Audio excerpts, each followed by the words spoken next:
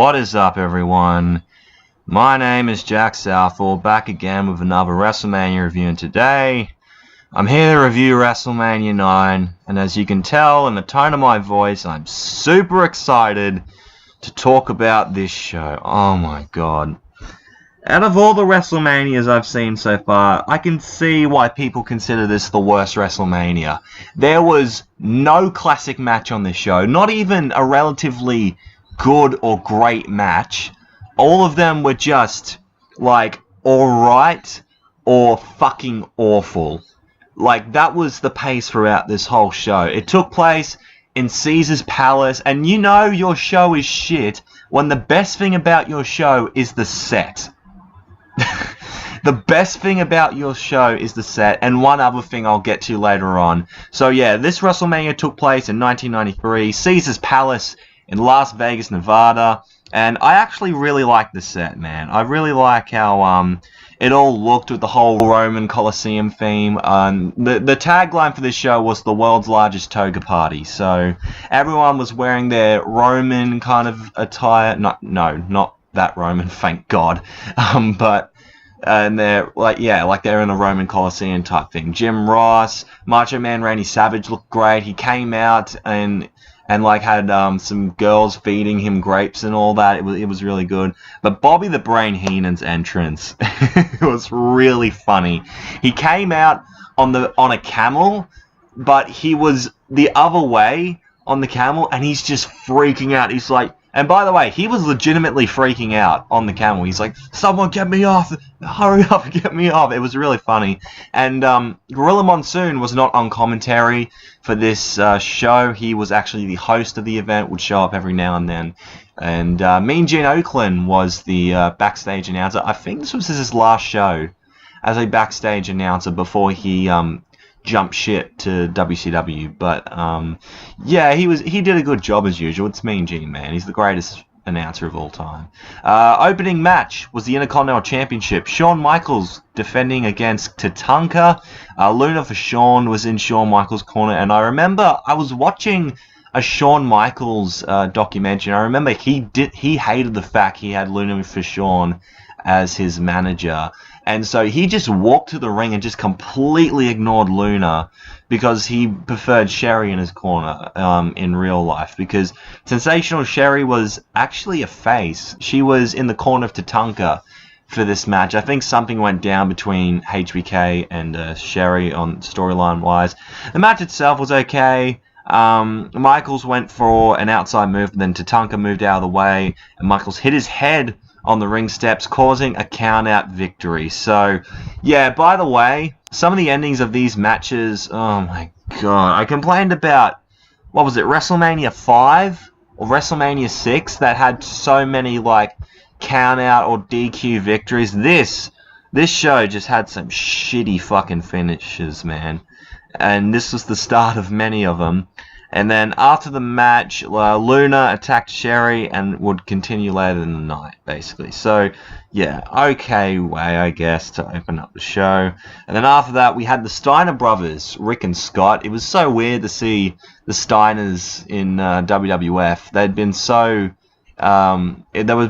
well known in WCW at the time for them to come to WWF. And I think they were there for that long. I think they would eventually jump ship later on. Taking on the Headshrinkers, which I think one of them was actually Rikishi before he became like very large and all that. It was so weird to see him in this. So JR says for the first time, oh, this match is going to be a slobber knocker, and how the Headshrinkers had that smash mouth style. And I love the reactions of like Bobby Heenan, like, what the hell are you going on about? Because obviously when we hear him say slobber knocker, that's kind of JR's thing. We've all used to that. But to hear that for the first time and hear people's reactions was just so funny. I'm guessing that's how most people reacted when JR started using those terms. And so Samu had Scott in a flapjack position. And yeah, Scott fell out of the ring and landed on his head, which was really hard to watch, actually. I mean, that's probably why his promos were so bad, because he got dropped on his head. Headshrinkers go to hit their double team move when Rick is in an electric chair while the other Headshrinker goes for like a high cross body. That was like their finishing move. But then Rick reverses it in midair. This was actually a pretty good finish. I think he caught the other head shrinker in midair when he hit him with the high crossbody, and then Scott then hit the Frankensteiner to win another alright match. I mean, the match itself was okay, but then the finish was kind of cool. After that was Doink the Clown versus Crush. Crush had a different gimmick. He was no longer the demolition type character. He wore these bright neon colors and was all about, because he came from Hawaii and had a surfer gimmick. It was weird. And Doink was a clown who played like mean-hearted pranks on the younger fans. And Crush basically had enough of his tricks, and he challenged him to a match. And Doink actually wanted the match off because his arm was in a sling, but then he attacked him with his cast when Crush like turned away from him. So this match was stupid. It was a stupid match. Crush locked in vice grip on Doink, and then another person runs in dressed up as Doink, comes into the ring and hits him with his cast that he hit him with before in the build-up to this match, and just smacked it over Crush's back. And then the ref, who was out at the time, he woke up as Doink got the pinfall victory. So, yeah, dumb match. All I could say about that, really. Speaking of dumb, the king of cringe, Todd Pettingill, wears this awful toga and this wreath over like a cap, and he's trying to get interviews with the members of the crowd, and he was doing this throughout the night, but it was just very awkward, and he was trying so hard to be cool. Like, oh man.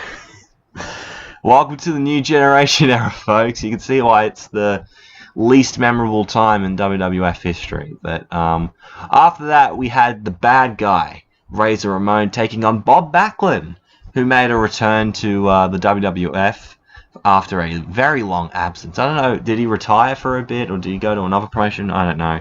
Backlund went for a scoop slam, but then Razor rolled him up in a quick but, yeah, okay match. This was basically a match to put over Razor Ramon, I guess. I mean, he was definitely on the rise. I remember he had a match with Bret at the Royal Rumble for the WWF title, and they wanted to build up his character more, and which was good because he became one of the most over guys in the new generation era with with Razor Ramon. It was a great gimmick, and especially at that time. But next year he gets a big moment to shine. Let's just say that. But yeah, I wish these two could have done more. It could have been an actual pretty good match. After that, we had the WWF Tag Team Championship match. Money Inc., Ted DiBiase and IRS defending against the Mega-Maniacs, which were Hulk Hogan and Brutus Beefcake with Jimmy Hart in their corner. Yes, Jimmy Hart actually turned face because on an episode of Raw, because this was the year that Raw debuted, he begged Money Inc., you know, don't attack Beefcake and all that, because they were going to hit him with the briefcase, but then they pushed him aside and hit him with it anyway, which is why Jimmy Hart went over to the Mega-Maniacs and turned face. And so one thing you'll notice is that the left side of Hogan's face, and especially his eye, he's got like a black eye and just looks really bad because he was badly injured in a jet skiing accident.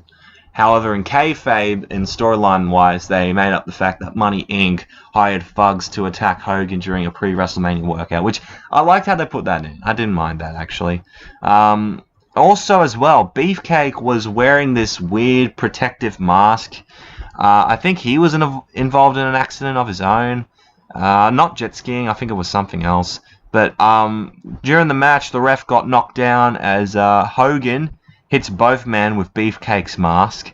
Jimmy turns his jacket inside out to show black and white stripes, and he pins both men, and they win the tag titles. But obviously, the manager can't just turn his shirt inside out and become the referee.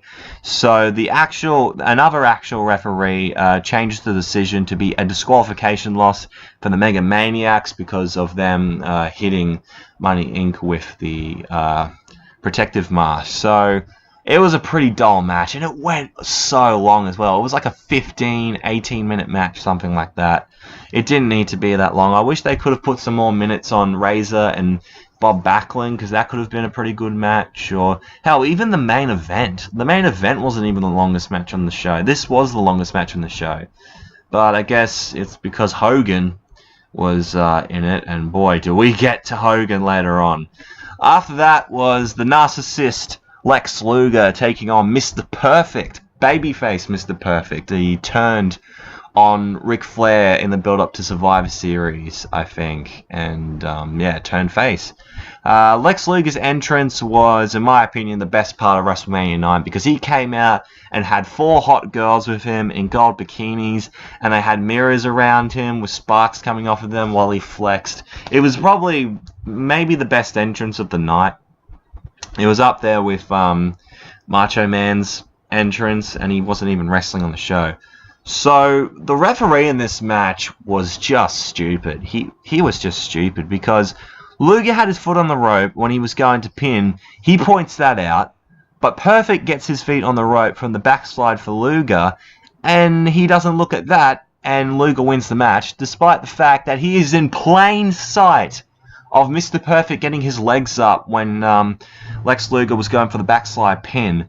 Like, who hired this guy? I hope Vince fired him after this show, because that is some bad refereeing if I've ever seen it. And then Luger hit Perfect with like a forearm, and they were playing up the fact that Lex Luger had like a metal plate in his arm because of like surgery or something, and that's how he gets knocked out. So Perfect then gets pissed off. He runs to the back, looks for Luger, and brawls with him in the shed area. He chases him backstage, and they had a bit of a shed area out there. And Shawn Michaels was just chilling and talking to Lex Luger, and so he then attacks Mr. Perfect and beats him up. He throws like a garbage can on him and all that stuff, and that kind of sets up a feud between Shawn Michaels and Mr. Perfect, because I remember it may have been after this show on Monday Night Raw. It was in the parking lot where Shawn Michaels was getting interviewed, and then Mr. Perfect came over and had a bit of a brawl on the outside. That was a really cool moment. But yeah, Shawn Michaels and Mr. Perfect feud, not too fucking bad. What do you want to know what is bad, though? My God. The Undertaker versus Giant fucking Gonzales with Harvey Wippleman in his corner. I'm not even going to say anything about this match, honestly, because I feel like this video that I'm about to show you sums up this match perfectly.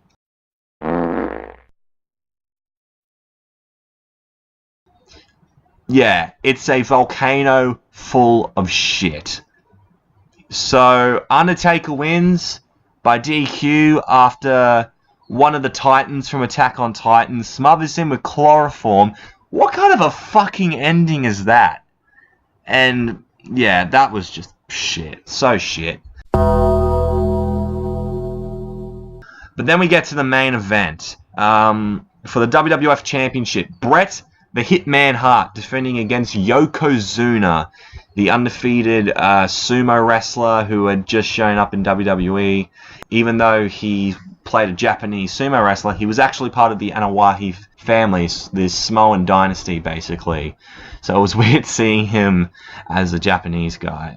So the match itself was pretty decent. Bret Hart played a really good underdog babyface in this match. He was coming into this as the underdog because Yokozuna had been on such a tear throughout the build-up for this match, and just for the last year or so. He won the '93 Royal Rumble match to get to this position. I remember in the build-up package for this match, it showed him hitting the bonsai drop on Hacksaw Jim Duggan a few times. I think he even broke some of his ribs.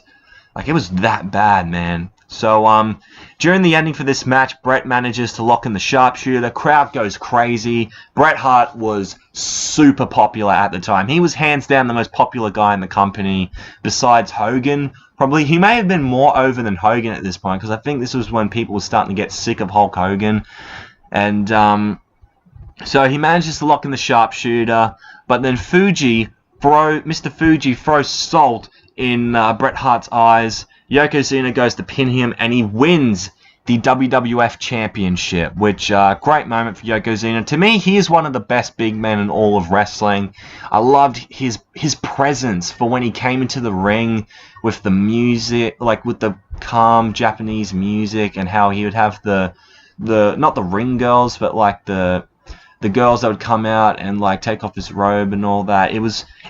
He had a really cool character as the sumo wrestler gimmick. Then after this, wow. After this is one of the greatest displays of backstage politics I've ever seen in wrestling. Hulk Hogan shows up because he's fucking Hulk Hogan, and he's friends with Bret Hart because he said in an interview with Mean Gene before the match, you know, Bret Hart's a Hulkamaniac, brother, and all that crap, which was not true at all. Hogan and Bret Hart did not like each other at all, from what I've heard. And then Mr. Fuji challenges Hogan to a match for the WWF title, and, you know, Bret Hart's like, oh, go in there, kick his ass, basically. Hogan goes after Yokozuna and beats him for the WWF title after Fuji accidentally throws salt in Yokozuna's eyes. He was meant to aim for Hogan, but he missed. And man, this was just a great display of just Hogan's ego, basically, because I believe what was meant to happen, the planned story for this was Yokozuna was meant to beat Bret here at WrestleMania IX. Then they would have had a match at King of the Ring where I think Hogan was going to beat Yokozuna and he wins the WWF title, and then it would have been Bret Hart versus Hulk Hogan at SummerSlam for the WWF title, and Bret Hart was going to beat Hogan. That would have been an awesome match, an awesome passing of the torch moment for Hogan to Bret Hart. But apparently Hogan didn't want to lose to a small guy, which is a load of shit. So yeah, fuck you, Hulk Hogan, for that decision. Yeah, just shit booking overall. You could say that about this whole show. This show was pretty fucking bad. And that's how we closed the show. Match of the night. Ugh. You know, so on some shows it's hard to pick match of the night to see because there was multiple great matches. But for this show, it's hard to pick a match of the night because there was no match that was really that good. I'm just going to pick the main event because it's the main event. Bret Hart and Yokozuna. Bret Hart played a great underdog babyface. Yokozuna played a great monster heel. And yeah, but it was all ruined when Hogan had to stick his nose in business that didn't belong to him, basically. How I'm going to rate this show, it's one of the worst shows I've ever seen. It is hands down the worst WrestleMania. I'm going to give this show a 2.5 out of 10. This show was really fucking bad. You know your show sucked when the best thing about it was the stage design and Lex Luger's entrance, just for a little quick wank. But besides that, there are no really redeeming qualities about this show other than it's a WrestleMania. It's almost a shame that this show is actually a WrestleMania. It's kind of pathetic, really. So yeah, thank you guys for watching this review. I hope you have enjoyed. If you did, make sure to leave a like. Comment down below your thoughts on WrestleMania IX. Did you actually enjoy this show? Tell me why. I'd like to see if anyone actually enjoyed this show. I'd like to hear what you think. And if you want to see more from me, hit that subscribe button. You'd be glad you did. Twitter and Instagram's at JackmanLaw31 if you want to check me out there. Thank you so much for watching. Thankfully, the next year's WrestleMania is a lot better than this. And I'm out in 3, 2, 1.